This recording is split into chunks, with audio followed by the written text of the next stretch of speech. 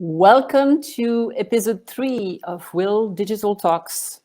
Thank you for joining us as we are talking about a very important subject for all of us. Recovering and growing in an era of massive transformation in the workplace. Transportation as well.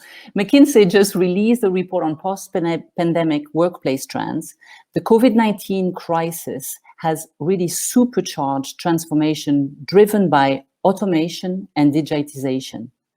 So it resulted in a massive corresponding skill shift. Demanding for basic cognitive and manual skills will fall, while the need for technological, social, and emotional skills will increase. So you might think this shift was already underway before COVID-19, but it is certainly now accelerating across the world and in all industry sectors. Everything that needed a change that was put to later must now be attended to.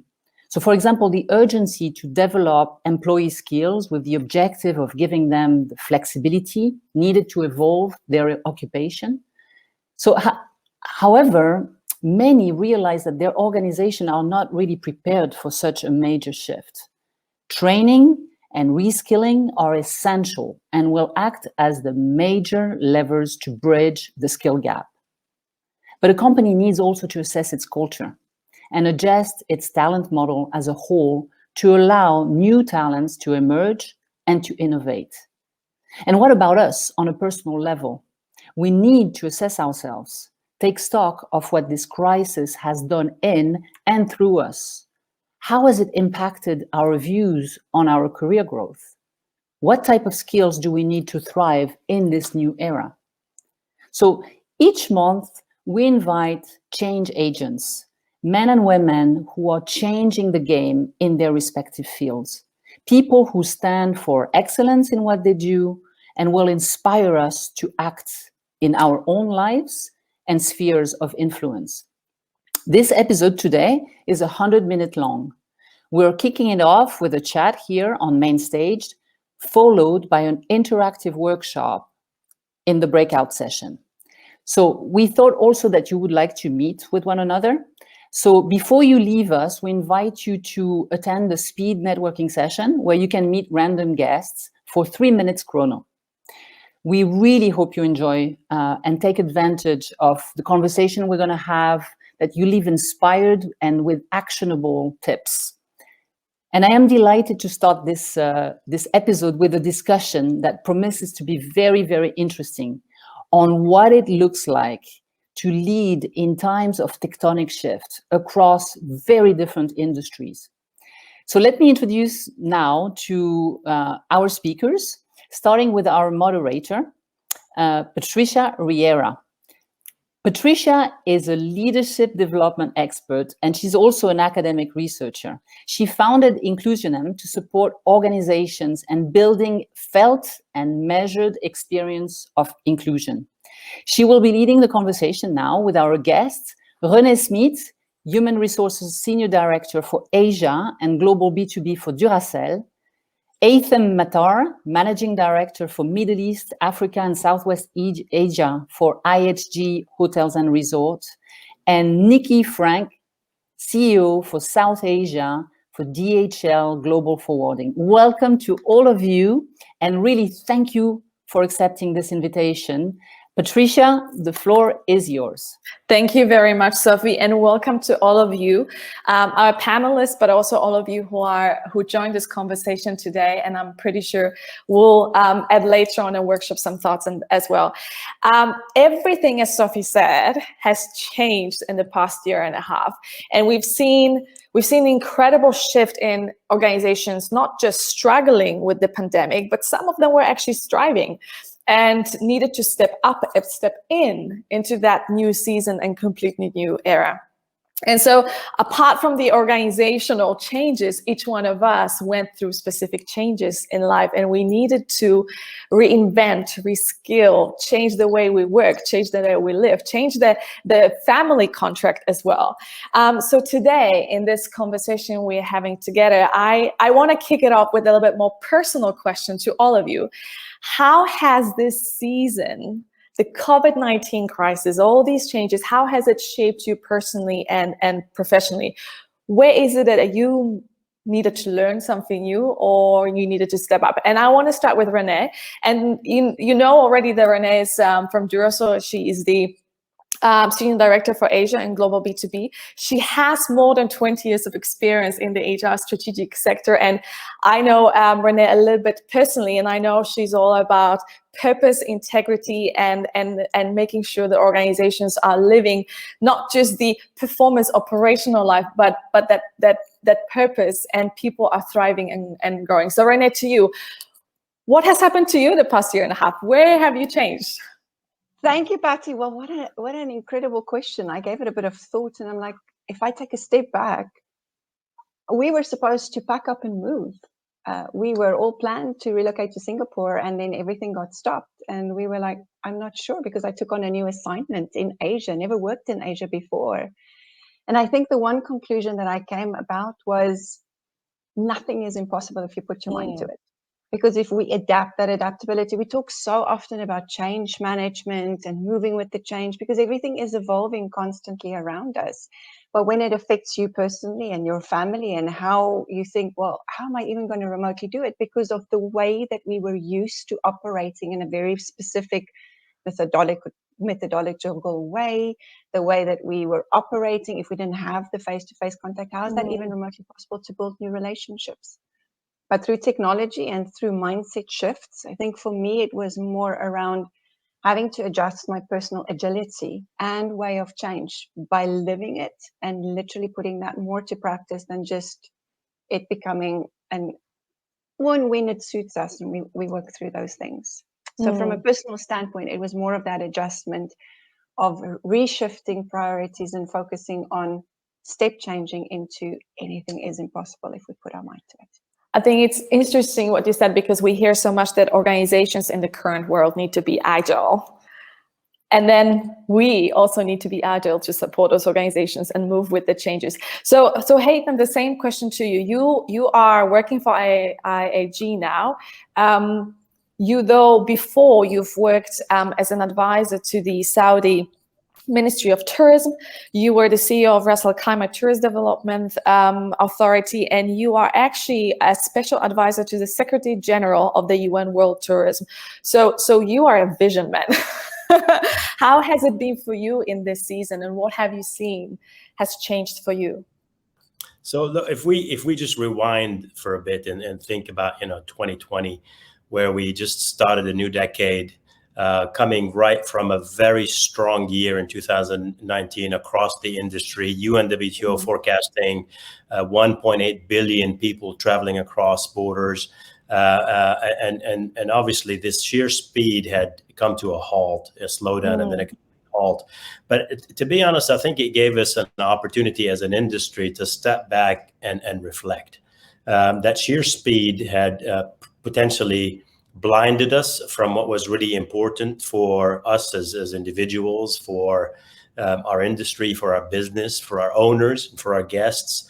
And it enabled us to really just rethink, the way we have been doing business and how fragile our industry is and how fragile we are as people, right? A small microscopic bug has put the whole world to a complete halt.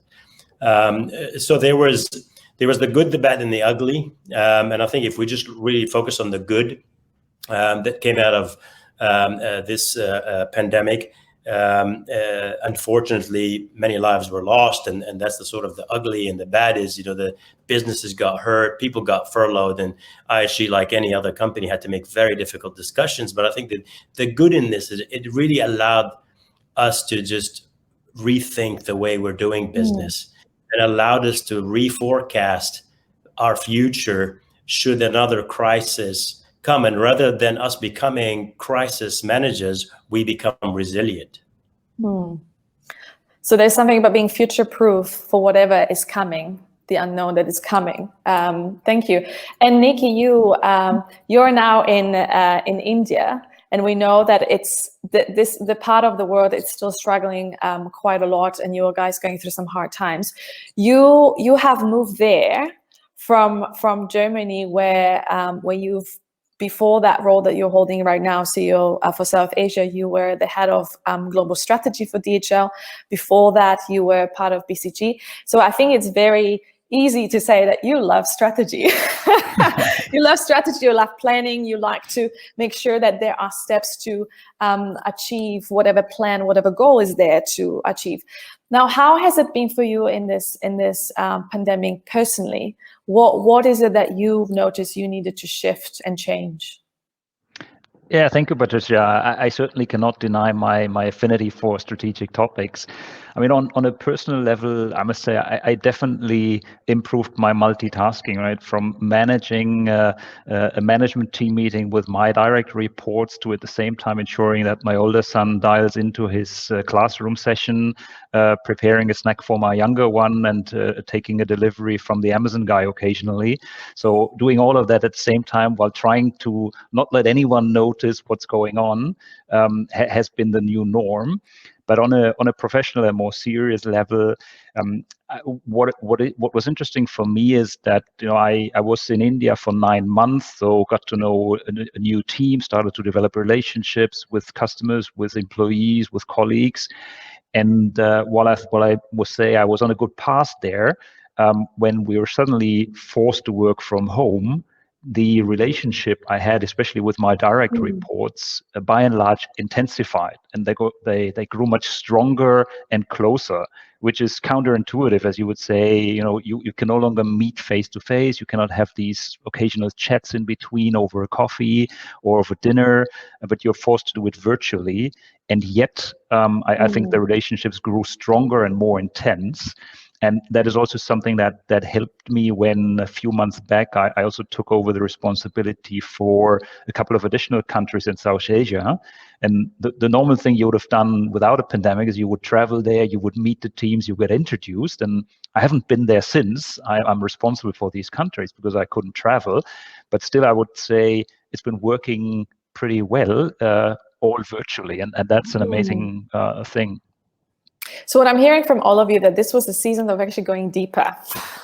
This was a season where we actually reflected on things that we didn't have time to reflect before, because we were on autopilot. So Niki, just staying with you, you as a company, you actually came out pretty strong financially in this season. And some people can say it's due to circumstances, and some people can say you were future-proof for that. So what is it that you guys did as an organization that you were prepared for this unexpected change?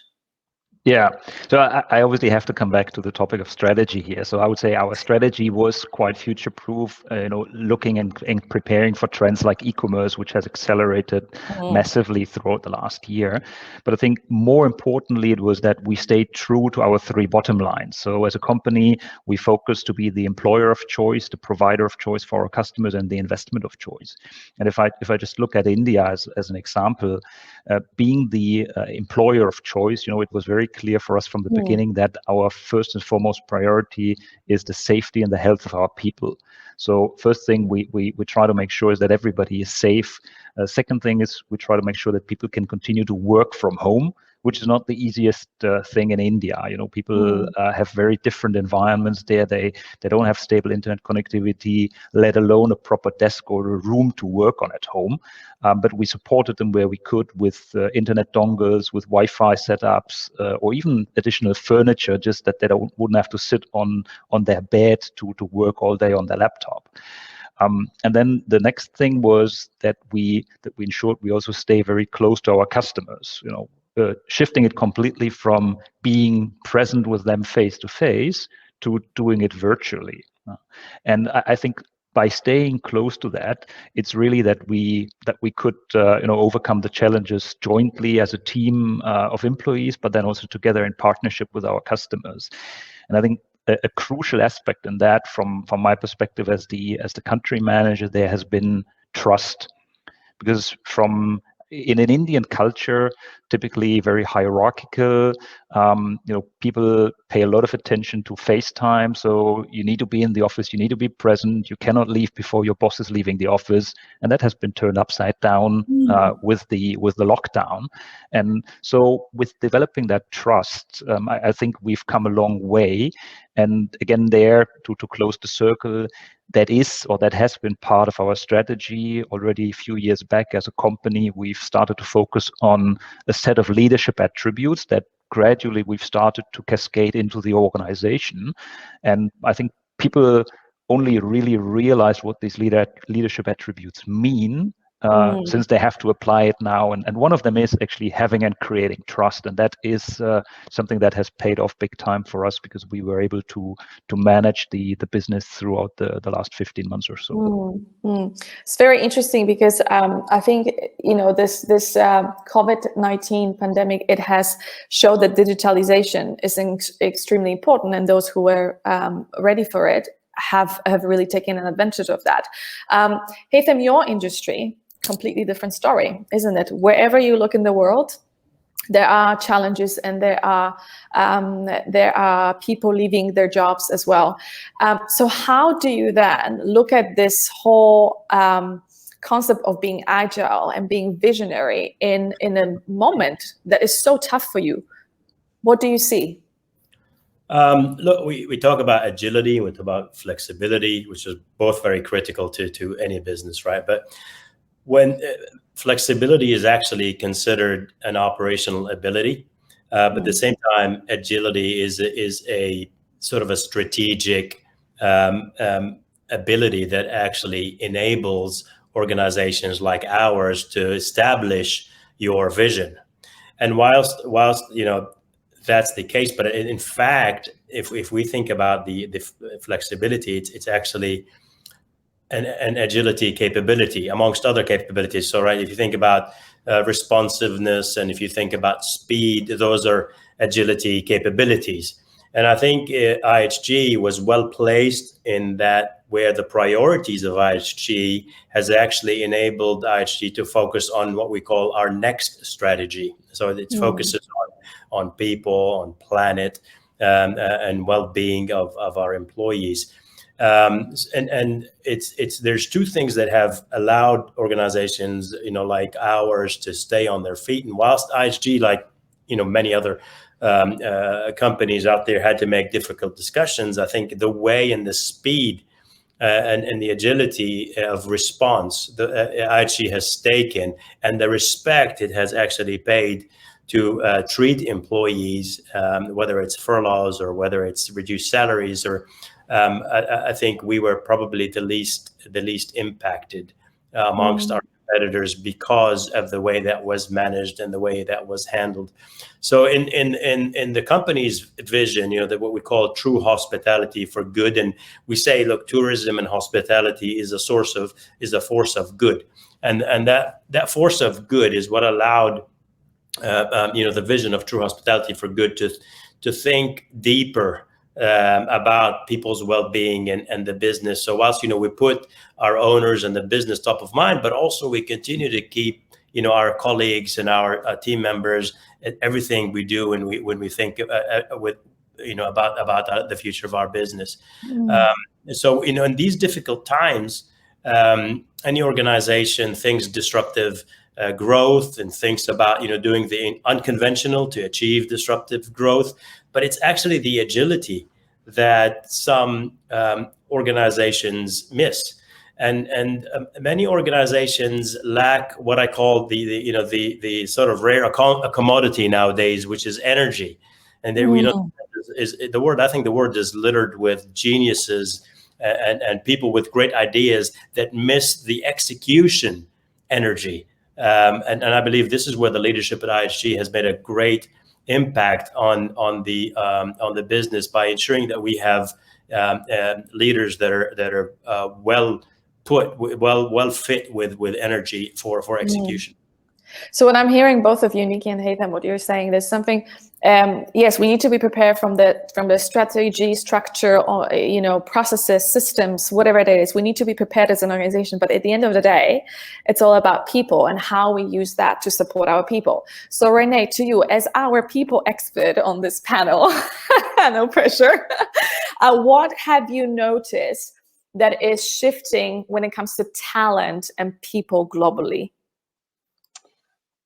I just want to say one comment to just about what Niki and both Haitham has been saying, because I think irrespective of the industries, everybody had to adapt. And it feels a bit like Niki has taken some of the words out of my mouth, and some things as we touch on elements of culture.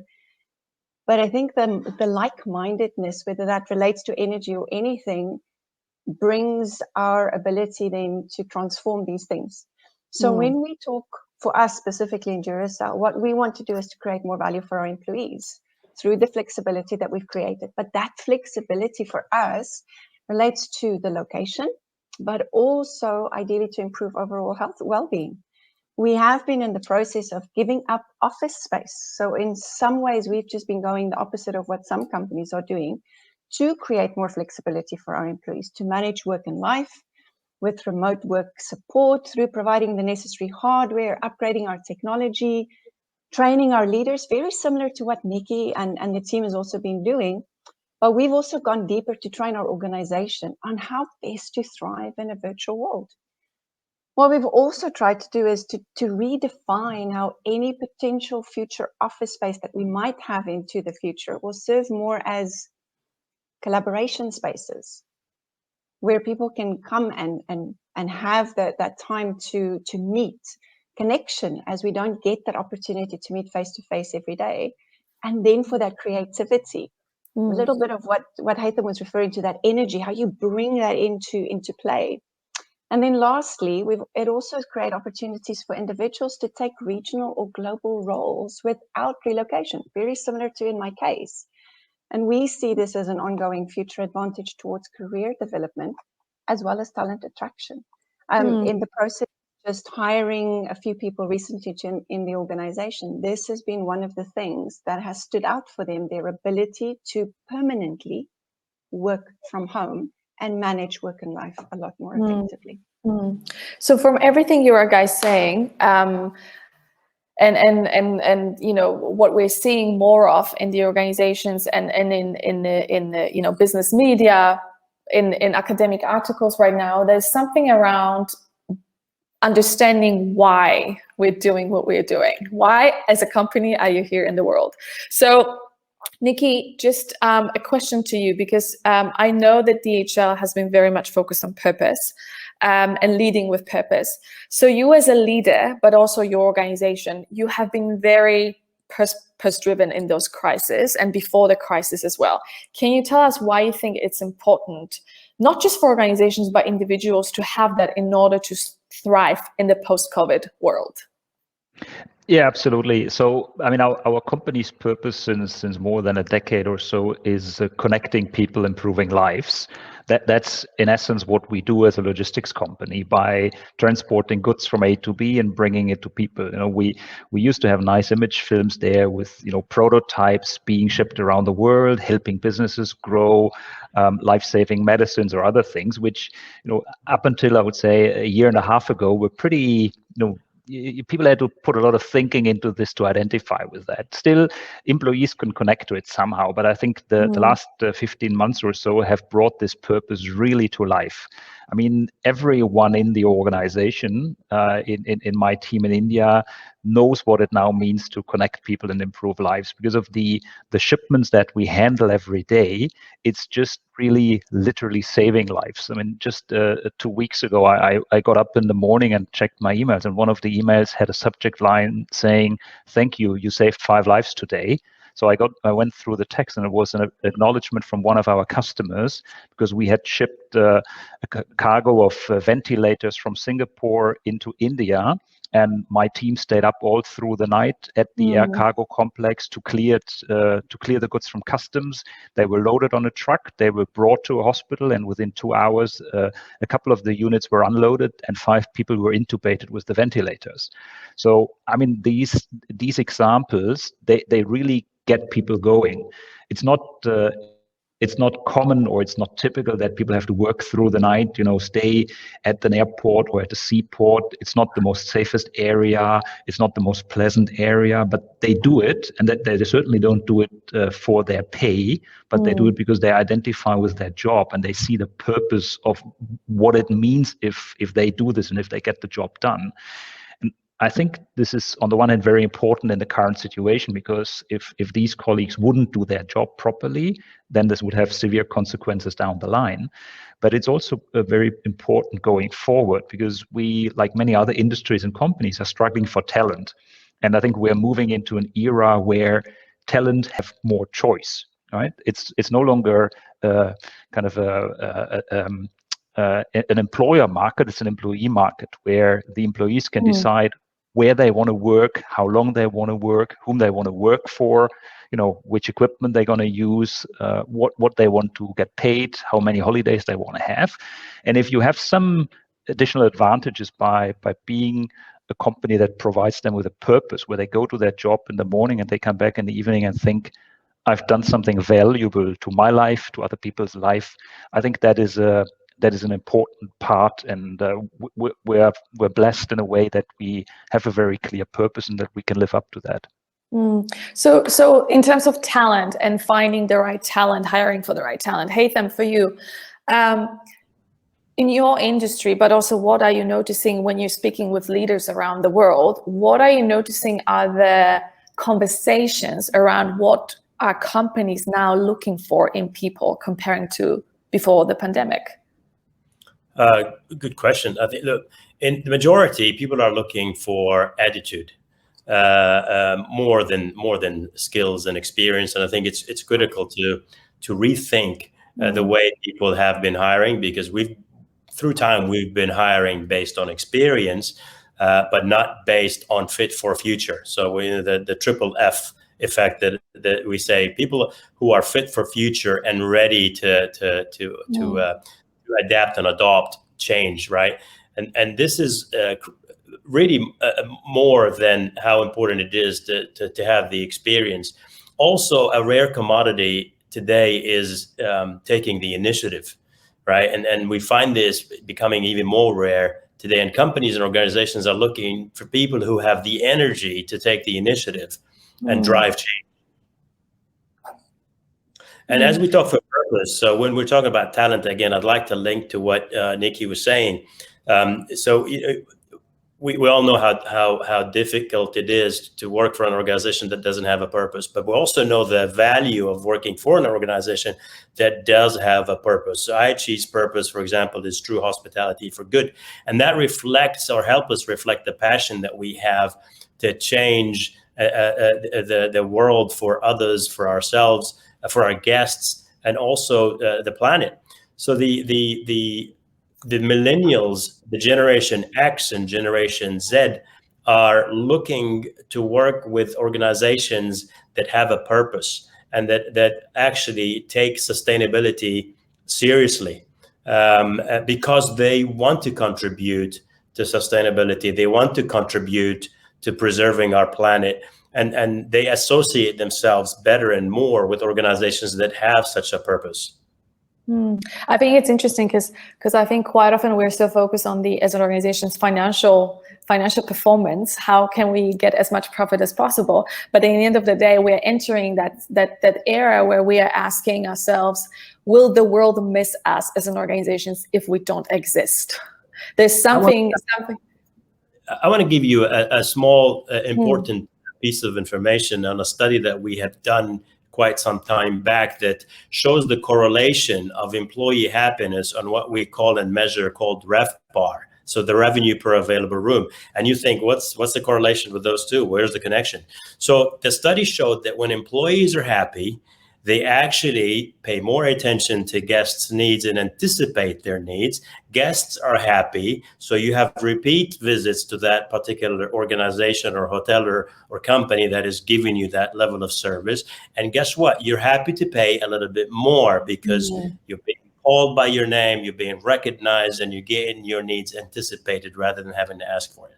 So that's just a simple correlation of, how important it is to keep employees happy and why does that reflect on you. So rather than focusing on the top line, we come here and focus on just the simple things of keeping your employees happy, and it will indirectly impact your top line.